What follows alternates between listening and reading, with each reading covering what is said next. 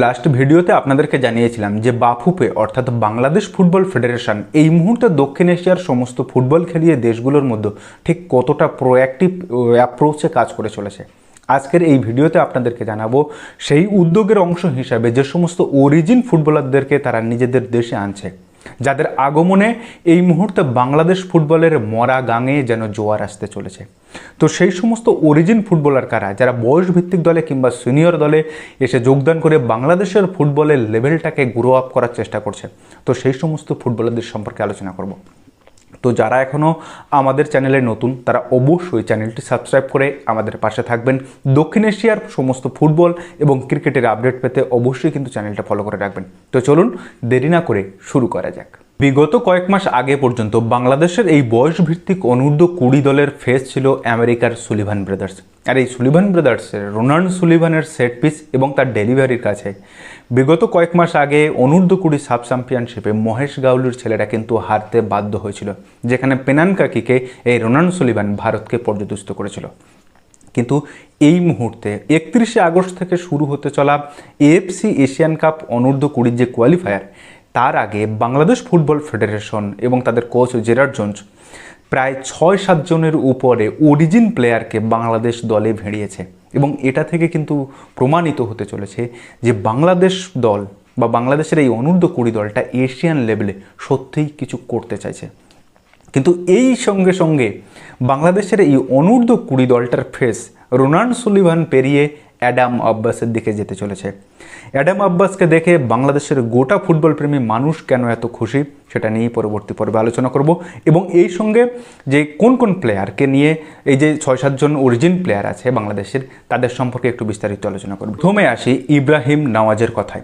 18 বছর বয়সী এই সেন্ট্রাল মিডফিল্ডার কিন্তু বাংলাদেশের অনূর্ধ্ব 20 দলটার একটা গুরুত্বপূর্ণ সদস্য। এবং 2025 সালে বাংলাদেশের যে অরিজিন প্লেয়ারদের নিয়ে যে ট্রায়াল হয়েছিল কিংবা ল্যাটিন বাংলা যে কাপ হয়েছিল, সেখানেও কিন্তু সে খেলেছিল। যার কারণে বিগত কয়েক মাস আগে যে অনূর্ধ্ব 20 সাব টুর্নামেন্ট যেখানে বাংলাদেশ ভারতকে হারায়, সেই টুর্নামেন্টেও কিন্তু এই ইব্রাহিম নওয়াজ খেলেছিল। এই ইব্রাহিম নওয়াজ মূলত হ্যাম্পটন এবং রিচমন্ড এফসি নামক একটি সেমি প্রফেশনাল ক্লাবের ইউথ একাডেমি থেকে উঠে এসেছে ইংল্যান্ডের। 105 বছরের এই পুরানো ক্লাবটা কিন্তু রিজিওনাল পর্যায়ে অর্থাৎ আপনার ইংল্যান্ডের ন্যাশনাল লিগের সাউথ রিজিয়নে তারা কিন্তু খেলে। এবং যেখানে এই 18 বছর বয়স্ক একটা টিনেজার ছেলে সবে সদ্য কৈশোর পেরিয়ে যৌবনের দিকে পা দিচ্ছে, সে কিন্তু বাংলাদেশের ডিফেন্সিভ মিডফিল্ড বা যে ফয়জলের সঙ্গে দারুণ যদি তার কম্বিনেশনটা তৈরি হতে পারে, তাহলে কিন্তু এখানে দুর্দান্ত ফুল ফোটাতে পারে। এবার 2 নম্বর প্লেয়ার বা দ্বিতীয় প্লেয়ার আসি এই লিস্টের জিদান ইউসুফের কথায়।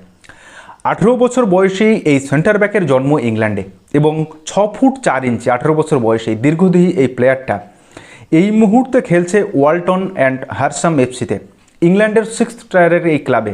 এবং সেখানে কিন্তু সে তার একদম ইউথ লেভেল থেকে উঠে আসছে এবং এই এখন সিনিয়র লেভেলেও খেলছে, অনূর্ধ্ব 21, 20, 21 এই মানে লেভেলেও কিন্তু সে খেলতে শুরু করেছে।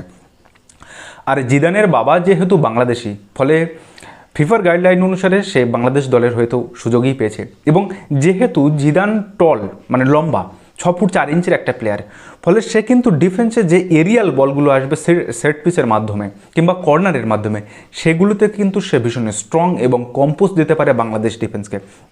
যেটা আমাদের এই দক্ষিণ এশিয়ার ফুটবলে বিশেষ করে দেখা যায় যে প্লেয়ারদের শর্ট হাইট, প্লেয়ারদের গতি আছে, বল নিয়ে বেরিয়ে যাওয়ার এবিলিটি আছে, কিন্তু যখনই কোনো গোল বক্সে হেড দেওয়ার প্রবণতা থাকে বা হেড দেওয়ার একটা জায়গা থাকে, সেইখানে কিন্তু তারা পিছিয়ে পড়ে। ফলে এই জিদান ইউসুফ বাংলাদেশ ডিফেন্সকে কিন্তু বেশ কন্ট্রোল করতে পারে এবং লিড দিতে পারে বাংলাদেশ ডিফেন্সকে। এবারে আসে তৃতীয় প্লেয়ার মাহি খান। এও কিন্তু একটা দুর্দান্ত প্লেয়ার। 18 বছরের এই সেন্টার ফরওয়ার্ড ইংল্যান্ডের নটিংহাম ফরেস্ট নামে একটা ক্লাব, সেখানকার ইউথ একাডেমি থেকে উঠে এসেছে। এবং এর পাশাপাশি অ্যাস্টন ভিলার যে একাডেমি, সেখানেও কিন্তু সে ট্রেনিং নিয়েছে। আর এই যে অনূর্ধ্ব 20 কোয়ালিফাইংয়ের যে স্কোয়াড, সেখানেও সুযোগ পেয়েছে। সম্ভবত তারা দেখলাম হাতে ব্যান্ডেজ করা, সম্ভবত হাতে চোট পেয়েছে, তাই এই কোয়ালিফায়ার সম্ভবত সে মিস করতে পারে।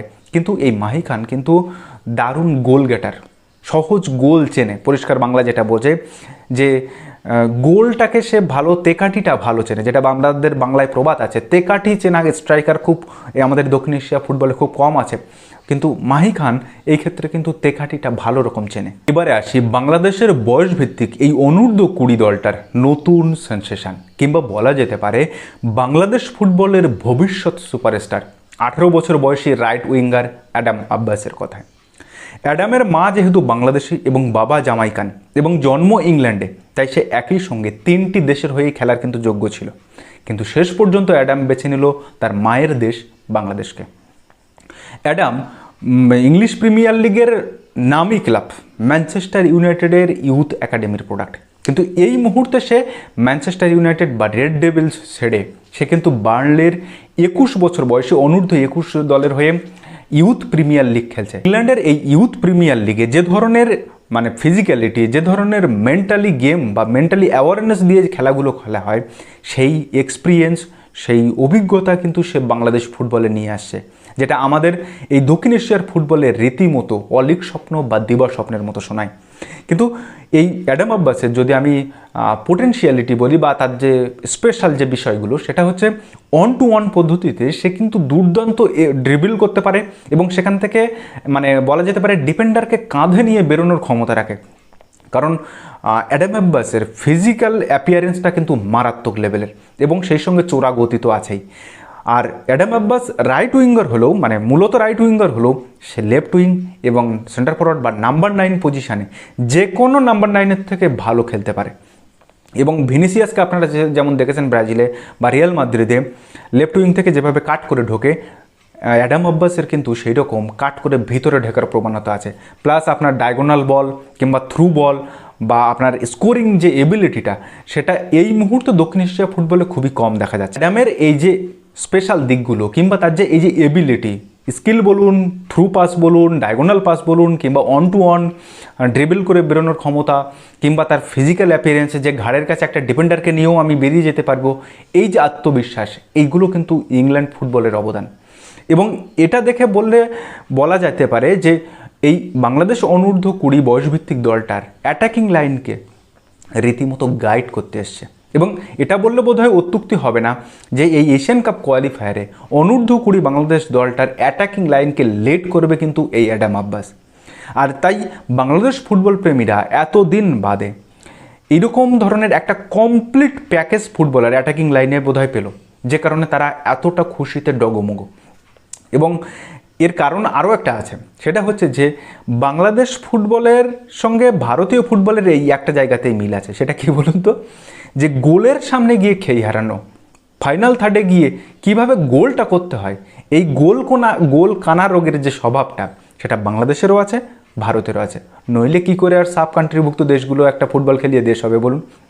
ফলে অ্যাডাম আব্বাস এইখানে যেন একটা দক্ষিণা বাতাসের মতো এসেছে, যে বাতাসে গোটা বাংলাদেশকে সে উদ্বেলিত করেছে। অলরেডি সে বাংলাদেশের অনূর্ধ্ব-20 যে আপনার ক্যাম্পটা হচ্ছে সেখানে যোগদান করেছে। তো এই বাংলাদেশ দলটার ভবিষ্যৎ সুপারস্টার কিন্তু হতে পারে এই অ্যাডাম আব্বাস। ছাড়াও আরও বেশ কিছু অরিজিন প্লেয়ার কিন্তু বাংলাদেশের এই বয়সভিত্তিক অনূর্ধ্ব-20 দলের ক্যাম্পে সুযোগ পেয়েছে। তার মধ্যে অন্যতম হচ্ছে ফারজাত আফতাব, যে ক্রোয়েশিয়ার 4th টায়ারের ক্লাব এনকে মেটালিকের সুযোগ পেয়েছে। এছাড়া আছে আমির শামি, আপনার ইউএসের প্লেয়ার, ঈশান মালিক অস্ট্রেলিয়ার, এবং সুশ্রুত মণ্ডল কানাডা। তবে এই ঈশান মালিক সম্ভবত চোটের কারণে খেলতে পারছে না। তো এরা বাংলাদেশ দলটাকে কিন্তু একটা কম্প্যাক্টনেস দিতে এসেছে। এখন এদের সঙ্গে তাল মিলিয়ে যদি দেশীয় প্লেয়াররা যারা মাঠে থাকবে, সে চন্দন হোক, মিঠু হোক কিংবা আপনার ফয়জল হোক, এরা যদি সেই ধরনের এদের সঙ্গে মিশে কোচের ট্যাকটিক্সটাকে নিয়ে যদি এগোতে পারে, সেটা বাংলাদেশ ফুটবলের জন্য কিন্তু দুর্দান্ত একটা রেজাল্ট হতে পারে। কিন্তু যদি সাফের মতো ফয়জল যদি ওই রকমভাবে যে সেট পিস কে নিতে এসেছে, এটা রোনান না কে, আমি নেব সেট পিস, এই রকম যদি গোয়ার তুমি করে, তাহলে কিন্তু সেটা খুব মুশকিল হয়ে যাবে। তো যাই হোক, এই অ্যাডাম আব্বাসকে নিয়ে আপনাদের কি মতামত, কিংবা বাংলাদেশ অনূর্ধ্ব-20 দলটাকে নিয়ে আপনারা কি ভাবছেন, তা আপনাদের অবশ্যই মূল্যবান মন্তব্য ও মতামত কমেন্টে জানাবেন। তো যাই হোক, আজকের ভিডিওটা এখানে শেষ করলাম। ভিডিওটা যদি ভালো লাগে তাহলে অবশ্যই আপনার বন্ধুবান্ধব ও চেনা জানা মানুষের মধ্যে শেয়ার করে তাদেরকেও জানার সুযোগ করে দেবেন। তো দেখা হচ্ছে পরের ভিডিওতে। ততদিন ভালো থাকবেন, সুস্থ থাকবেন আর অবশ্যই নিজের খেয়াল রাখবেন। ধন্যবাদ।